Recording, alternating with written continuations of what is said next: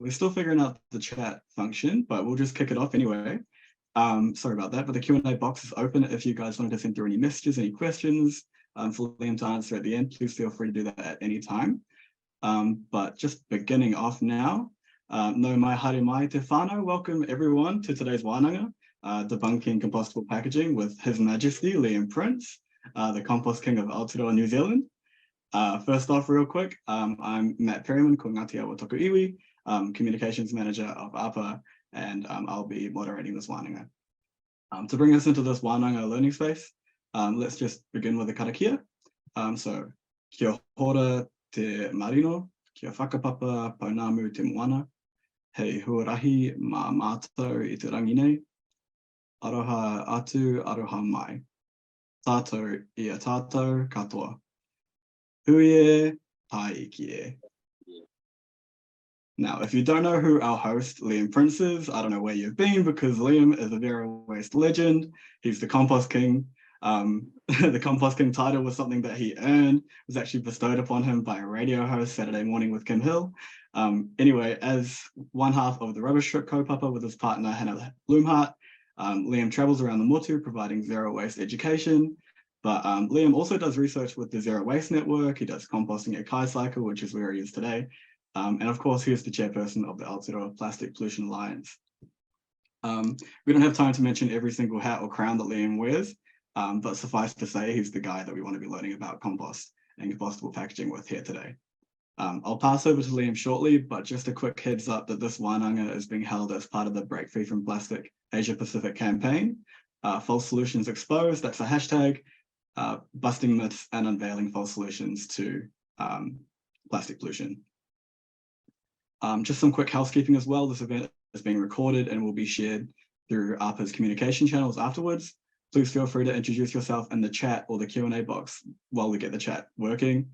And please also put any questions you have in the Q&A box, and we'll try and get Liam to answer as many as possible at the end of the session. All right, over to you, Liam, live from Kaicycle, Wellington. Kia ora, Matt. Thanks so much. Very kind words. Yeah, kia ora. And just want to thank you and acknowledge you, Matt, as well for all the work and the leadership that you bring to this, plastic pollution and zero waste space, and also bringing a really, critically important Indigenous voice, tangata whenua voice to the space. So yeah, thank you for all your mahi as well. And yeah, hey everyone, greetings from Te Whanganui a Tara, also known as Wellington, the capital city of Aotearoa, New Zealand. As Matt mentioned, I wear a few different hats and do a few different things in the zero waste space. But I guess the big one for today is that I'm a compost manager here at Kaicycle, which is an urban farm and composting enterprise right here in the center of Wellington. And this topic, we're going to talk about compostable packaging and why I believe it's a false solution to plastic pollution and zero waste. It's really because it's something that brings together a lot of my interests, a lot of the work I do, the research, the advocacy I do around plastic pollution and zero waste and composting. It's a big intersection between all of those things. So, but before we get into all that stuff around compostable packaging, I wanted to talk a bit about where we are, the history and the background of Kaicycle, and because we're here on the ground, so it'd be nice to sort of talk about ground us here. So for those of you outside of New Zealand, the word kai means food in Te Reo Māori, in the Māori language. So Kaicycle is really about closing that loop for the whole food system. So we divert food waste from landfill, we turn it into beautiful living compost, and we use that compost to grow food and to feed people here in Wellington. I also think it's really important to acknowledge here that this land that we're on and is and the whole Wellington area, that's the land of some local tangata whenua Māori Indigenous people, in particular the tribes Te Aotearoa, Taranaki Whānui, o Te Upoko, o Te Ika, and Ngāti Toa Rangatira. And to acknowledge too that all across Aotearoa, but here in Wellington too, many of these tribes were dispossessed of a lot of their land and their sovereignty. And here in Wellington, there were some pretty dodgy land sales that went on that dispossessed, and also the government here and the local council were complicit in some of that. And there's a bit of a food connection there as well. So prior to Europeans coming to Aotearoa, New Zealand, and colonizing, just behind where over that way to the west is an area called Aotearoa, traditionally known as Aotearoa, and this was a food cultivation area for Te Aotearoa, one of the local tribes, to feed their villages here in central Wellington.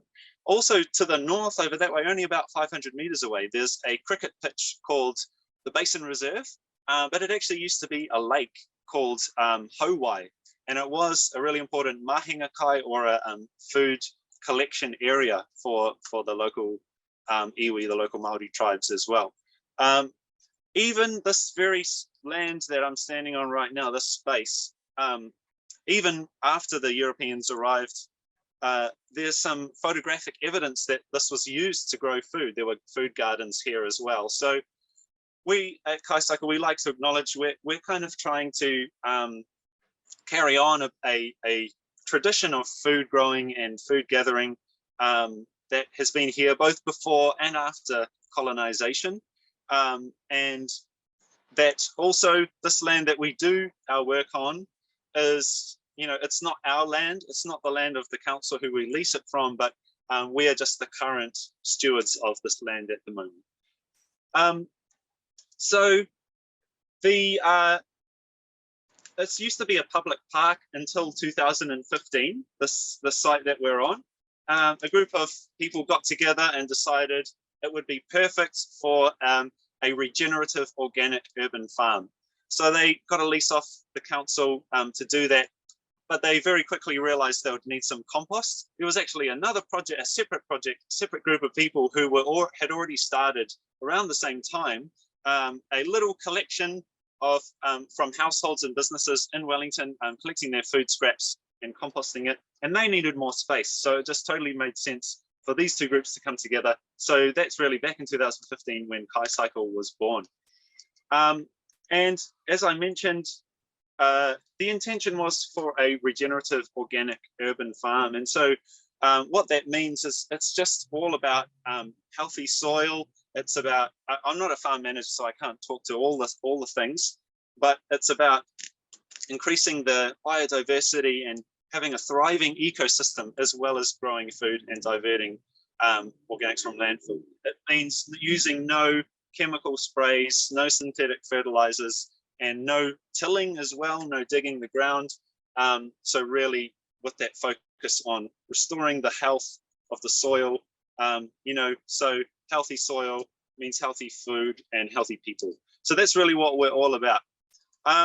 So I thought maybe we could just go for a quick walk around, and I'll show you a little bit of Kaicycle, of the farm, and then also of the composting area. So I'm going to grab this camera. So I'm standing here in the tunnel house at the moment. This is kind of where it all starts with the seedlings. Here are some microgreens. And so we sow all our seeds here. They grow up inside the tunnel house. We also plant some other, grow some other veggies in the tunnel house. In the summer, it's a beautiful, thriving tomato, cucumber, hothouse, that sort of thing. So we get a really long growing season for those crops.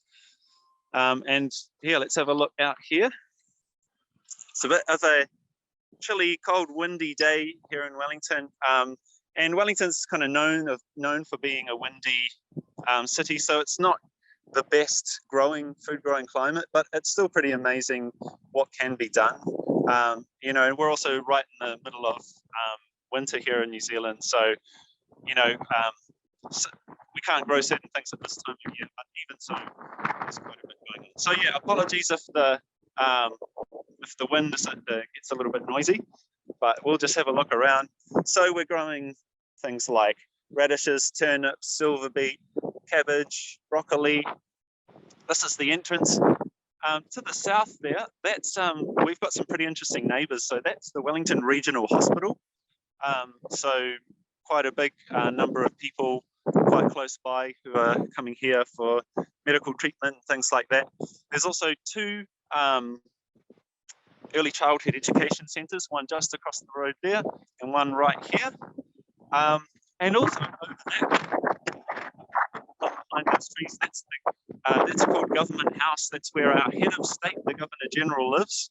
So kind of interesting to have all these neighbours. But the cool thing is there's also a lot of businesses and households in this area. And a lot of people just come down. They just like to hang out, eat their lunch, wander around, walk their dogs. And it's a beautiful kind of green oasis here for people to do that. And we really love people coming and using the space. So over here, we have the main kind of washing area. This is where people come and collect their veggie boxes. Here's a nice box of salad. We have our storage container over here where we keep things like our bike, which we use for collections. We've got one of our cyclists here who looks like he's getting ready. Keep it stashed in there, keep it safe. We also have some other, non-food growing plants like these harakeke flax plants here. They provide shelter, and also sometimes people come in and harvest the leaves to do weaving, things like that. So yeah, as you can see, there's more food. We've got broad beans, we've got salad greens, celery, leek. Okay, and I'll wander over to the compost area. So we've got two ways that we get food scraps from people. We do collections, but we also have a few of these drop-off sites. So people who live nearby, they can come and sign up to just walk or bike, or if they live really nearby, just come and bring their food scraps right here. That means we don't have to go and collect from them. Makes it easier for us, and means we can take more people on to our service. So people come, they get a code, and then they can access that. And that code helps, that padlock with the code means people don't come and dump rubbish and stuff in that bin. So that's one way we get food scraps. The other way is on the bike collection. So you saw the bike just before, and here's our beautiful trailer that we use to collect the food scraps. So we collect from about 200, a little over 200 businesses and households around Wellington. And we bring it all back here and we do the composting here. You can see kind of in the distance over there, there's a whole pile of other compost boxes. There's a few more up over there too. And just a quick rundown of our little composting method. We get our food scraps. These are all mainly from the farm at the moment, but we mix our food scraps with some of this woody mulch that comes from a local arborist company. They just bring some chipped up wood and branches and leaves and things. We mix that in. Sometimes we can get our hands on this beautiful wood shavings from a cabinet maker that uses untreated timber. We also add some of this stuff. We got like endless supply of this stuff, which is coffee chaff or coffee husks. It's really dry and fine stuff. It's really good for soaking up excess moisture. And then the other thing that we add is this stuff, which is a biological inoculant. So this stuff's called BAM. And that really helps to get the things going. It also means we don't have to turn the piles quite as often, so it reduces the labor that we need. And it also means that increases the biodiversity of the compost, and it also helps to outcompete some of those methane producing microbes if we do leave it a bit longer and it starts to run out of oxygen. So we mix all those things together, do a few turns over a few months, and we end up with beautiful compost like this here. So that's kind of a shortcut of the process, but what we're here to talk about today is packaging, right? This is a bag here. Every time we build our compost piles, we have to fish out things that we don't want in there. Now this is a bag of stuff we fished out of the food scraps that we don't want. And it includes, you know, just general rubbish that people have accidentally put in. But it also includes, you know, a lot of compostable packaging. So you might be thinking, why are you taking that sort of stuff out? Why, where does it go? Unfortunately, this stuff is just going to end up in landfill. It's a bit of a hard decision for us to pull this stuff out and send it to landfill, because obviously, especially the fiber-based stuff, it's going to go to landfill, produce methane. We don't want that to be happening, but we are really concerned about other things too. So what I'm going to do now is I've got a few samples back at the tunnel house, and I'm going to talk to you about why we've decided, on balance, we just don't want compostable packaging, and we're going to take it out of our collections. So let's go back in here.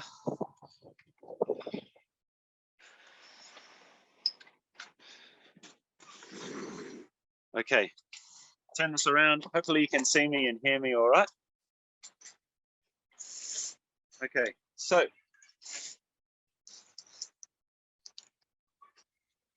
there are many reasons why we don't want to collect compostable packaging. The first is that, you know, we get a lot of stuff, but a lot of compostable packaging actually just doesn't even end up being composted in the first place. It already ends up going to landfill.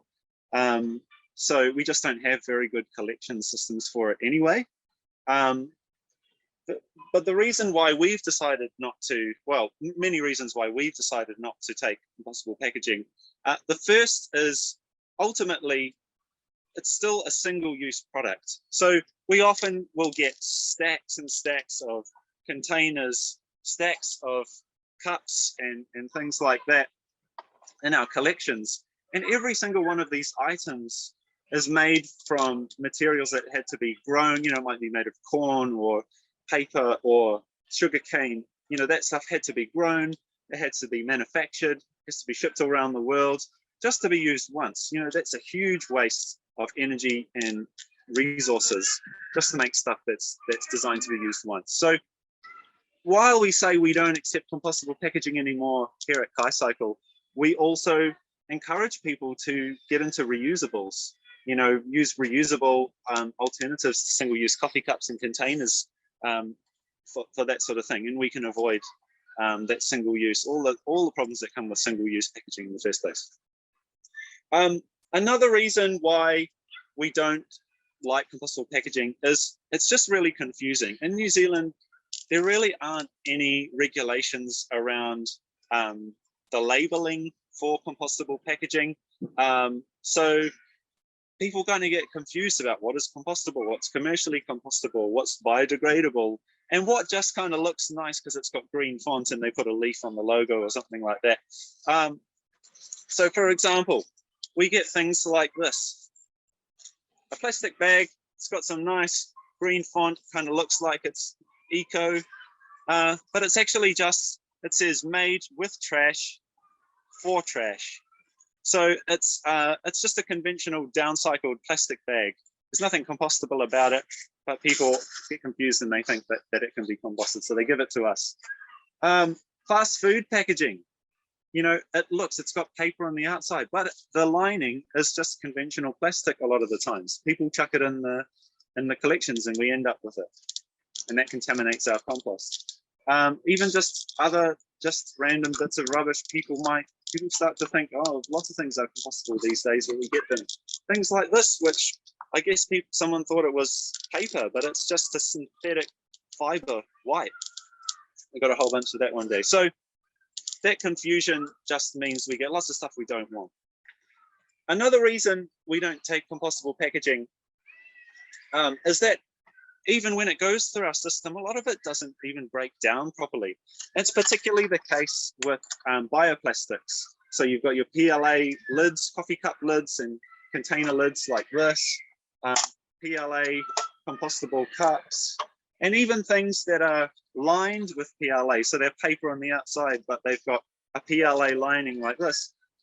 the paper might break down, but the PLA itself doesn't really break. Look, we often pull stuff out like this. This is, I guess it was a container like that once. So this came out of a finished compost, and it's just the PLA lining, it still remains. So, we're not sure what that's leaving behind in the soil. Is it just breaking down into small bits of microplastics? And what is the impact on the soil microorganisms and all that sort of thing? That's something we're quite concerned about. And sadly, it's even the case with stuff that is supposedly home compostable, or this one is industrial, but we often fish out stuff that is even supposedly home compostable at the end of the whole process. The final reason, though, why we don't accept compostable packaging, and we feel it's a false solution, and it's really the biggest one for us, is all of the potential chemical additives that are in packaging. So there are tens of thousands of chemical additives that are in all kinds of packaging, including compostables. Bioplastics, for example, they, plastic, as we're finding out through the Global Plastics Treaty process, there are tens of thousands of chemicals used in all kinds of plastics. It doesn't really matter whether it's got a fossil fuel raw material or whether it's made from plants. The chemical additives can often be the same. There are some really quite alarming scientific studies around the toxicity of bioplastics that are even as toxic as other types of fossil-based conventional plastics. Another big concern for us is fiber-based packaging. So that's stuff that looks like cardboard. It's these bagasse or sugarcane-based bowls and containers and plates and things like that. The big concern for us with these ones is, obviously they don't have a plastic lining, but they need something else to replace that, to create a bit of a barrier to stop grease and moisture and stuff from filtering through. And the big concerning chemical that's been used a lot is being recognized around the world as a major concern with compostable packaging and other products too, is PFAS, PFAS. And again, with this lack of regulation in New Zealand with this stuff, we just don't know what's in the stuff. Like some of the stuff might be okay, it might not have PFAS, but we just don't know. And so for us, it's just not worth the risk. If you don't know about PFAS, it's really a highly toxic substance. It's an endocrine disrupting chemical linked to cancers and all sorts of other health effects, but it's also a forever chemical. So it just does not break down. It accumulates in increasing quantities and concentrations the more that it gets added. So it's just something we want to avoid entirely because, as I mentioned, we're really focused on soil health, healthy food, and so we just don't want any of that. And the final issue with chemical additives or with packaging is the kind of, this is not one of them, but there is a new generation of coffee cups out there that are supposedly plastic free. And what we're finding out, they claim to be using, well, they do use the stuff called an aqueous or a water-based dispersion coating on the inside, which replaces the traditional plastic or PLA lining. But what we're learning about that water-based coating is it's actually made from copolymers or soluble plastic polymers as the kind of main component of enabling the cup to not completely disintegrate when you pour liquid in it. And the problem with copolymers or soluble polymers is that they kind of evade, standard definitions of what plastic is. So it means a lot of people claim that they're plastic free because they, it's not like conventional rigid solid plastic, but it's still plastic and it's still potentially leaving microplastic residues in the soil. So for us, that's really the big reason. All those potential chemical additives and plastics that might be in packaging is the main reason we don't accept packaging. And I mentioned before, why do we choose to put this stuff, take this stuff out of the compost and send it to landfill instead? The reason is we're extremely concerned about the long-term effects that chemical and plastic pollution is having on the planet. You might be aware of the planetary boundaries framework, which is a series. If you don't know about that, it's worth looking it up. But there's a series of areas, planetary boundaries, things like climate change, freshwater use, biosphere integrity, biogeochemical flows. And one of the planetary boundaries is novel entities, and that's plastics and chemicals. And only last year was the first time that scientists kind of quantified where we're at in terms of novel entity pollution. Have we crossed the boundary, the safe boundary for that? Indeed, we have. And in fact, we've gone way beyond the safe operating space. So it's something we're really concerned about. It feels like an even more pressing issue than climate change, even though it's a big motivation for what we do here. So really, that's why we've decided the primary reason. And really, we just want to encourage people to, again, move away from single use, move away from this linear economy, which is, the root cause of so many of these problems in our society. And we feel as composters that we actually have a responsibility to, when we know about this stuff, to actually say no, and to say, there are better ways of doing this. So I think I'll leave it there, but thanks for joining me on this little tour and this little rant about compostable packaging, but I'm very happy to take some questions. No, Liam, that was so good. Thank you so much. We have had a couple questions come through. Can you hear me all good, Liam? Yeah, I'll just bring you a bit closer and around. Wait, I can actually, there's a function where we can have attendees speak and ask their questions themselves. If anyone would like to do that, please feel free to pop questions in the chat or the Q&A box, or raise your hand. No, you can't actually do that, sorry. But if your questions come through, I can spotlight you to ask the question yourself. A few people have been asking about, or mentioning rather, the kind of how alike this is with the lack of regulation around recycling, and how importing so many products has left us with no instructions for disposal from the nation of origin. So there's no help to us Kiwis from the recyclable side of this either. And there's also some resources in the chat mentioning information about PFAs. But I'll just kick us off with a question that came from Emma Hunter. And she's mentioned that Air New Zealand seem pretty chuffed with their made from plants, not plastic cups. What are your thoughts on that, Liam? Yeah, I guess, as I mentioned earlier, the thing about compostable packaging is, whether something is made of plants or not, it's still single use. So it's still having a major impacts based on the manufacture, the extraction of resources, the growing of the plants that are used for those products, and also it doesn't address all the potential chemical additives that might be in that packaging. So yeah, it's kind of a false solution, because it doesn't address the root cause of those problems, which we're trying to get away from by moving away from plastics. Yeah. Nice. Yeah, just had a few more questions come through, but we'll go through chronologically. We have a question from Instagram. Just Mediocre has asked, on the topic of free school lunches, how can we do this better without so much compostable packaging? Yeah, I've definitely heard that the school lunches programs are a big problem in terms of the amount of not only packaging waste that comes from them, but also food waste.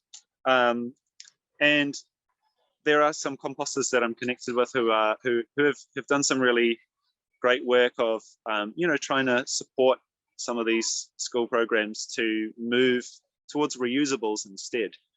There are some really cool examples. I think the way it works is it's procured differently in different parts of the country. So every area has a different system, is my understanding. Someone correct me if I'm wrong, but and so there are some really cool examples out there where the caterer or the school has kind of really gotten behind a reusable system, setting up that infrastructure at the school. And so, it'll be really cool to see, the government who is funding that program to actually put it in as a requirement that schools, use reusables instead of compostables, because it's kind of like solving one problem but creating another. So would love to see some more kind of commitment in that space from the government, and those schools that are doing some really cool stuff around reusables, shout about what they're doing, and support them to do more, and support others to set up those systems as well.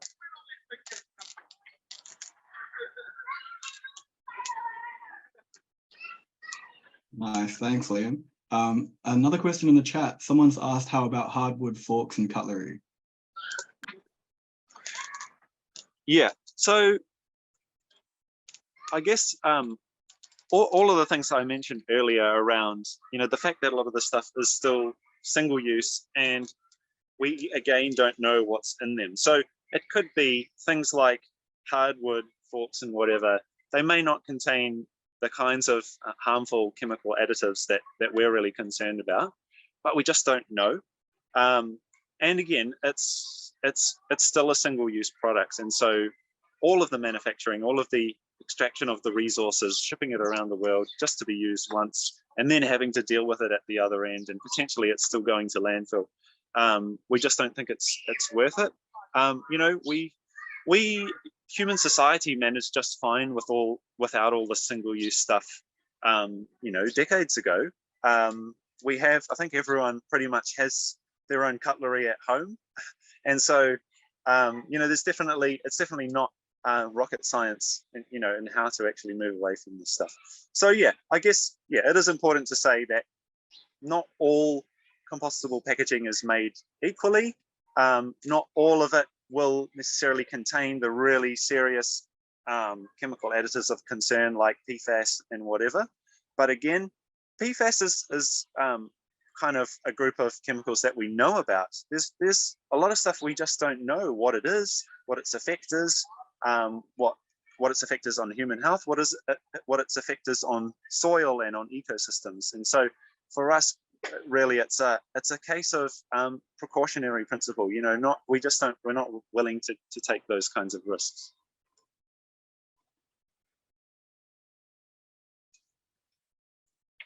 Awesome, thanks, Liam.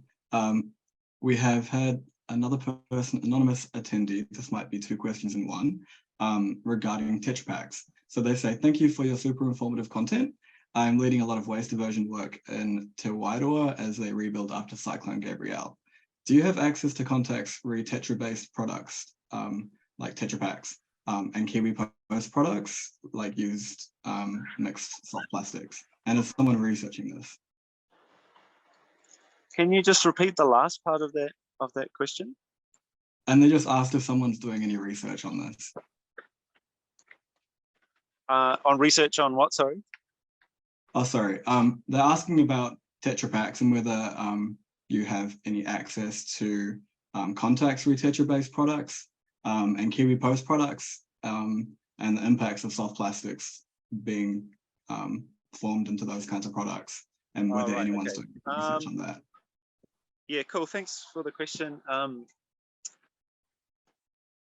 I can have a think about and have a talk to some people about whether there are some resources out there for those kinds of things. I'm not aware of anything off the top of my head, but I guess there's some emerging research coming out that's showing recycled plastics. So both soft plastics and also the plastics that are in liquid paperboard type packaging.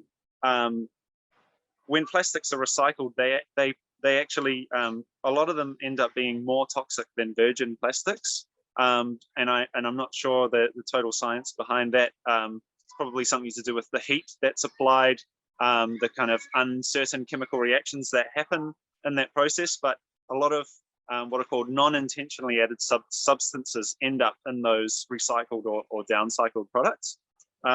So I don't know of any specific resources on those products, but I think it's definitely worth, we should be kind of investigating the safety and the the potential toxic substances that might emerge in recycled and downcycled products like those. But I'll see if I can find anything and send resources your way. Awesome, thanks, Liam. Also from another anonymous attendee, it might be the same one, they've said that there are lots of fiber-based compostables that are now marketed as PFAS-free.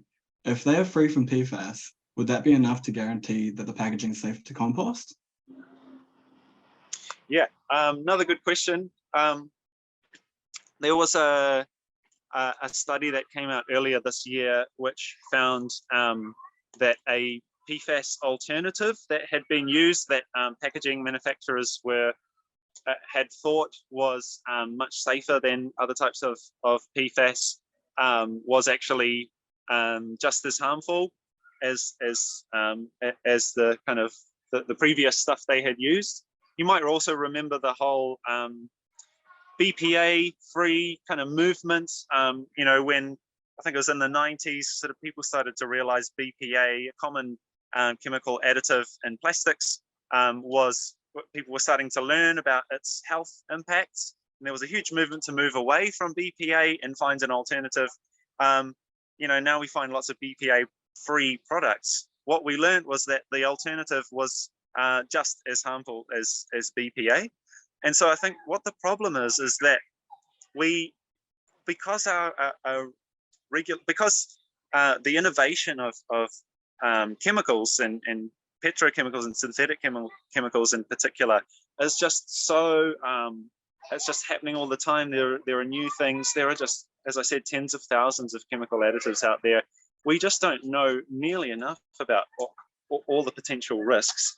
And as I said, we're in a really bad way in terms of the planetary boundaries around this stuff. We just can't risk continuing on in this and hoping something is some alternative, which may or may not know what the effects are, will be okay. So I think if it's PFAS free, that's a good step, but I don't think it's sufficient. We need to see, you know, some regulations like making it mandatory for packaging companies to, you know, to be transparent about what additives they use. And even then, we need to do a lot more work on investigating what chemical additives are actually okay and what ones aren't. And that's going to be, you know, quite a big piece of work. But ultimately, we should be trying to shift towards systems where we don't take those kinds of risks, that we have materials and systems out there. And that's why I keep talking about reuse as well, because, you know, the best reusable materials are things like glass, which are inert. We don't have to use all these potential chemical additives with. So, you know, I just think that the risk is not worth it. And unless we have, you know, total transparency and total understanding of what the risks are, then I just don't think it's worth it. Sorry to be, you know, so down buzz about it, but it's just something that concerns me deeply. Yeah, no, it's super important to be clear and transparent about what's actually a true solution, what's a false solution, eh? Appreciate everything, Liam. We've got one more question so far in the Q&A box, so if anyone's got any more, please put them through in the chat, put them through in the Q&A box. We'll get them answered. We've still got another 15 minutes of Q&A time left, unless Liam's got more stuff to show us, but I'll read out the next question. And this is from Dave Malcolm, agreeing wholeheartedly on reuse and reduction as the solution, but as a small step for the general public, could items be labeled as biodegradable, or items labeled as biodegradable be accepted as an alternative to those labeled as compostable, or is that much the same? Or in other words, can we trust things that are labeled as biodegradable? Yeah, another good question, thank you. And I think no, the short answer is no. Biodegradable is kind of an even more vague term than compostable. So with compostable, you know, we do have internationally, there are compostability standards. So where people will get a product tested in a laboratory, and they have a range of tests that they do to check it, that it does break down, and check that it doesn't kind of raise any toxicity red flags. Even those are very imperfect because they don't necessarily test for all the problematic additives and things that might be in there.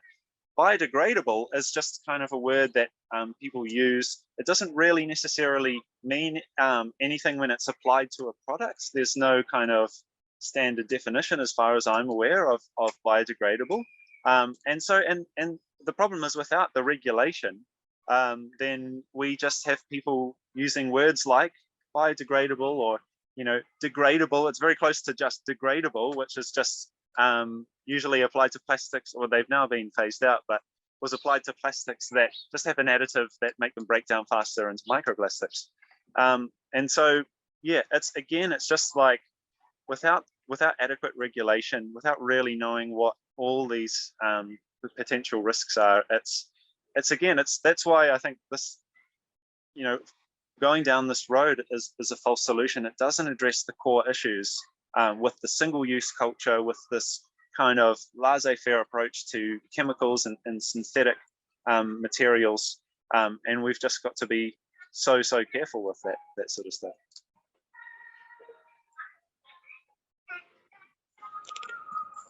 Awesome, thanks, Liam. Dave's just messaged in the chat saying thank you as well, and thanks for confirming much of his thinking.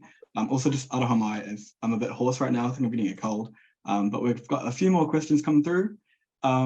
Sonia Drysdale asks, where are good sources of info on alternative products for everyday general public in a flooded greenwash market? Yeah, it's very true that there's so much greenwashing out there. There's some pretty awesome organizations out there who are really kind of behind the reuse revolution, if you want to call it. And, you know, when we talk about reuse, we're not necessarily talking about, you know, just individuals bringing their own bags and containers and bottles and cups and whatever all the time, but actually having, you know, logistical systems that enable people and businesses and cafes and stuff to just use reusable systems, much as the way that they currently would use single-use systems, but we just have the infrastructure in place to make it work well and make it work easy. And so in New Zealand, there are organizations like Reuse Aotearoa. They're doing some really awesome research and seeing actually what's out there. There are some amazing businesses out there in New Zealand and internationally who are getting into these systems already. You know, reusable bottles that can be washed and refilled, zero waste stores that have bulk dispensers, you know, wine on tap. There's, you know, wine being put into kegs, much like beer has always been put into kegs. So yeah, lots of really cool resources in that space. So check out Reuse Aotearoa. Internationally, there are groups like Upstream. They're doing some really awesome stuff in the reusable space. Also in New Zealand, the campaign Takeaway Throwaways, which I have been involved in, which is basically has been calling on the government to ban single-use serviceware. You know, there's quite a few resources on the website there of reuse systems in Aotearoa and around the world. Yeah, and have a look at some of those, and I'm sure you'll find a whole bunch of others. And maybe if other people have suggestions, you could put it in the chat as well. Awesome, thanks, Liam. Great suggestions. Luci Henna asks, do you recommend glass over stainless steel reusable products? I'm definitely not an expert in that kind of reusable space. So again, you know, those organizations I just mentioned would be the people to really ask. There's probably, you know, there's different things to bear in mind with those in terms of the impact of manufacturing those products, as well as the weight of those products, and also the durability, you know, how many times they can be washed and go around and around. But yeah, it's worth certainly looking into some of those organizations who are at the forefront of reuse. Or there's some, again, Upstream, I know, has done some really good research reports on some of this stuff. You know, what often happens when companies sort of try to compare what's the best type of material, often they're actually just looking at single-use stuff. You've probably seen some of those kind of life cycle analyses and stuff like that that compare plastic with liquid paper board and glass and stuff like that. Glass always comes out really bad because it's heavy, so it's got a high carbon footprint to ship it around, but they're only comparing single-use items. So it's a whole different set of considerations when you get to comparing reusables and the materials. But again, I think being careful around what materials might require some of those chemical additives. That's something to bear in mind when you're comparing different materials for reuse, which is also why I'm definitely not a fan of plastic reusables. So yep, reusables are good, but plastics, they just have thousands of these chemical additives, and eventually they're hard to recycle once they reach the end of their life. So yeah, things like glass and stainless steel, and probably some other materials out there too. Also, just to say, if I'm very happy to, go back outside if anyone wants to see anything more of Kaicycle. Yeah, very happy to do that as well. Awesome, thanks, Liam. Maybe we've got a couple more questions, so if we can keep rolling with these, and then maybe at the end, go back outside to close off. But there's also just in the chat, guys, if you feel free, please feel free to just share your thoughts on any of these questions as well, and have a discussion there. This is open learning space. People have already been putting in lots of resources and links, so thank you guys heaps for that. We have a question from Jasmine Hunter in the chat, who's asked if there are any submissions in the works that we can get involved with for the government to regulate bio and compostable packaging. Well, I'm not aware of any, any sort of petitions or any. I mean, there's always the takeaway throwaways campaign that I mentioned earlier. I was involved with. That petition went to Parliament. I think it was last year, and the government's kind of figuring out what to do about that and figuring out ways that they can regulate it in terms of the new legislation. So the government is working on some new waste legislation that will hopefully provide them with the tools to actually regulate some of this stuff. The interesting thing is that the what is it called, the Office of the Environment Commissioner, Parliamentary Commissioner for the Environment, they actually did a study on this stuff quite a few years ago now, and they recommended a whole bunch of stuff around regulating compostable, biodegradable packaging and stuff like that. But we just still haven't seen any action. So, like even official institutions within or around government have done some work on this stuff, but we're still not seeing action. So we're really hoping that, with the new legislation that is set to be coming through Parliament and over the next couple of years, that'll be an opportunity to push that. So keep an eye out for that. Follow groups like the Zero Waste Network and the Aotearoa Plastic Pollution Alliance, who will probably be doing a fair bit of comms around when that starts to come out and how you can have your say on it when it goes to consultation, and ensure that that legislation is going to have the tools so that we can properly regulate this stuff. Awesome. Yeah, I think that'll be something that'll be quite prominent in the global plastics treaty negotiations too, Liam. We have an anonymous question who's asked if these chemical additives are potentially harmful for the soil and we're using them for packaging that contains food. Is there research on human health impacts before the packaging even becomes waste? Yeah, really good question. Yes, there is, and that's I very much talked about the issues we have with compostable packaging from the perspective of a composter for the soil, for the health of the soil. But yes, very much there are there's quite a lot of studies out there that are showing the harms of some of these chemicals transmitting into food. Again, this one that a lot of people are really concerned about at the moment, PFAS. There are studies showing how it can migrate from the packaging, particularly into oily foods. And so, yeah, people are very much ingesting the stuff before it even ends up, say in a compost or at the end of its life. So it's definitely something that is of concern. But, the thing is, it's not just compostable packaging. It's all kinds of packaging. It's everything that we eat from. It's all, food contact materials. Packaging, all kinds of packaging just has again, thousands of chemical additives that we are exposed to, even by just touching it, let alone by consuming it. And this stuff is in our drinking water, it's in the food itself, not just in the packaging. So yeah, it's everywhere, kind of.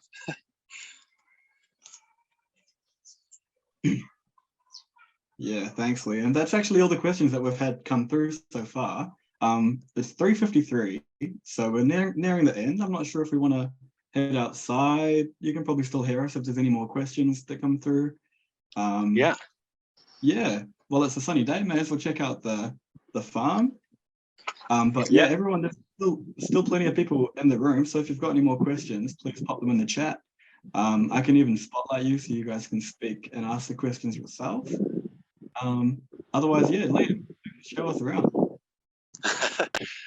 Well, I mean, it's, as I said earlier, like, one of the really nice things about the farm here is it's in a very central location in Wellington. It's, again, near the hospital, which is just over the way there. Lots of businesses. So people come here and they come and just hang out. This is a popular, lunch eating spot. As you can see, it's a good sunny spot. So people just come down here, they hang out. And it's just a lovely place to be. And, having these kinds of spaces in the center of cities and having more of them is kind of our vision. We'd love to just see more farms, more composting hubs all over the place, and growing and increasing access to healthy, fresh produce for people who live in cities. We've also got some bees, a couple of beehives over here. They're probably dormant today. I can't see any, so they're probably keeping out of the cold. But they've been pretty active up till now. A couple of new beds being ready to plant out. I mean, again, even though it's the middle of winter, it's still pretty awesome, to see the kind of growth that we get. And people who get the food from the farm are pretty happy with it. I think I get to take some home sometimes if people forget to pick up their veggie box, and I love it. Oh, maybe another cool thing to show is sometimes we make these static pile composts. So this is another way you can do composting, not with food waste, but with a few things like weeds or leftover stalks from your food crops, as well as the carbon-based materials, and you just layer it up, pile it up, and just let it do its thing, and it sort of rots down over time.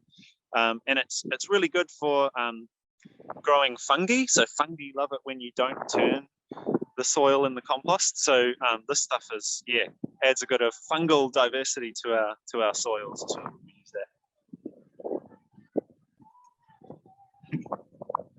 Hey Liam, we've got another question.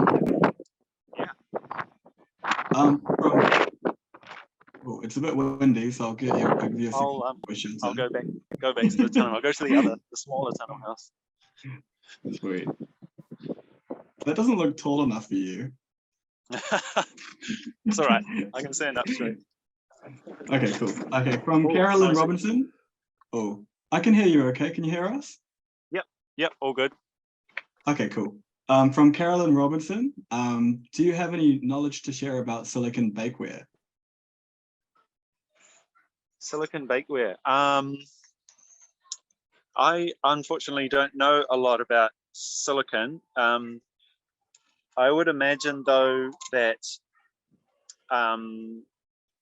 although it's it's a different kind of raw material again to plastic, where the plastic is made from petrochemicals or petroleum or bio-based, it probably still may contain some of those chemical additives. I'm not sure. I haven't really looked into silicon all that much, but it might be something worth just bearing in mind as whether there are chemicals used. The chemicals that are used in those types of products do things like create flexibility or rigidity or transparency or something. They perform some sort of function for the plastics. And so it may be that it's the same for silicon, but I'm not sure, to be honest. Yeah, thanks, Liam. I know for sure that Teflon is not good. So I imagine that silicon will be a probably similar situation. We have another question come through from Nick Kitty, and there's a few words I don't know if I'll pronounce right, but I'll try. Are the microbes in the BAM facultative anaerobes? Can they survive in aerobic and anaerobic environments? Yes, that's right. Yeah, great question. Yes, so yeah, they are facultative anaerobes. So yes, just as you said.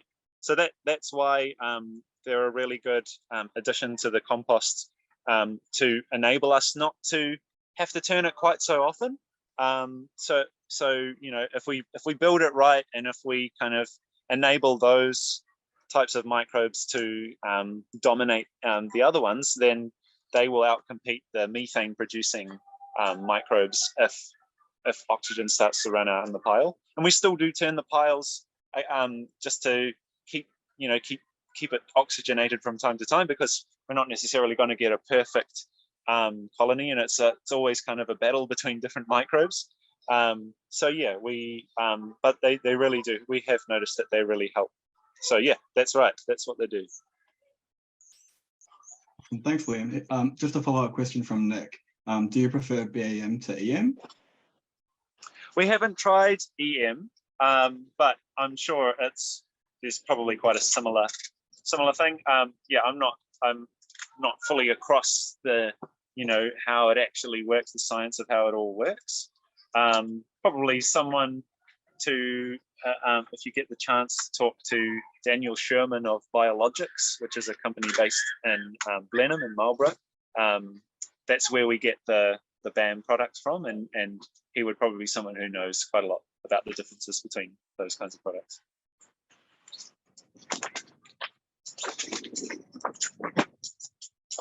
Thankfully, and that's actually all the questions, and we're on 4 o'clock, so that's perfect. Thanks so much for answering so many questions, and for being so thorough with your answers. And also thanks so much to everyone in the chat for all the resources and the links. Over to you, Liam. Close us off. Yeah, kia ora. Thanks again. Thanks everyone. Awesome questions. Yeah, it was a pleasure to talk to you all about and just show you around Kaicycle. I have to say, being a compost manager here is pretty much my dream job.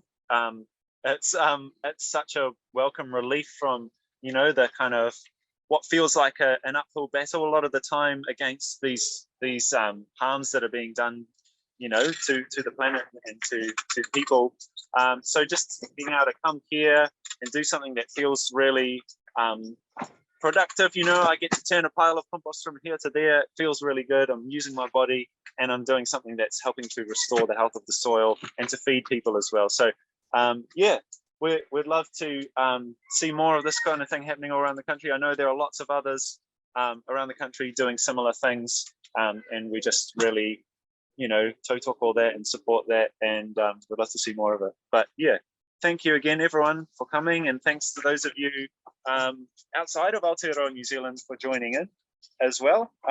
It's really cool to be connected to an international movement that are really talking about these issues around false solutions. And thanks to all the work of Break Free from Plastics and Gaia and those other organizations. Really, really admire and love your work and support for us. And so yeah, the more we can collaborate internationally as well, the better. So yeah, thanks everyone. Thank you. Awesome. Thanks again, Liam, so much. And Kaicycle, you guys are just the best. It's been great to see everything you guys are up to. And we'll close it off here. Kia ora, everyone. Ka kite. Ka kite.